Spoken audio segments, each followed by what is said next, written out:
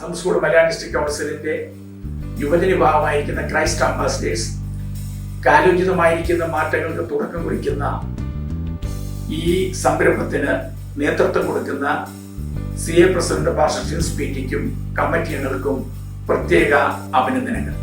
അസംസ്കൃത മലയാളി ഡിസ്ട്രിക്ട് കൗൺസിലിന്റെ സഭകളിൽ നിന്നും ലോകത്തിന്റെ നാനാഭാഗങ്ങളിലായി ശുശ്രൂഷയോടും ജോലിയോടും പഠനത്തോടുമുള്ള ബന്ധത്തിൽ പോയിരിക്കുന്ന യുവജനങ്ങളെ ചേർത്ത് നിർത്തുന്നതിൽ ഫൈൻ മീ എന്ന പേരിൽ ആരംഭിക്കുന്ന മെമ്പർഷിപ്പ് ക്യാമ്പയിനിലേക്ക് എല്ലാവരെയും സ്വാഗതം ചെയ്യുന്നു.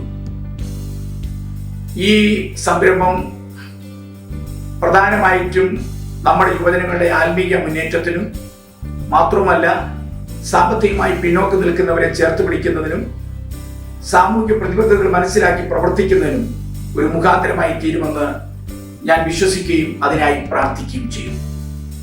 ഒരു കാലത്ത് അസംസ്കോഡിന്റെ CAയുടെ അംഗങ്ങളായിരുന്നുവെങ്കിലും ഇപ്പോൾ വിദേശ രാജ്യങ്ങളിൽ മറ്റ് സഭകളിൽ അംഗമായിരിക്കുന്നവർക്കും ഈ സംരംഭത്തിൽ പങ്കാളിയാകാനുള്ള അവസരം ഉണ്ട്.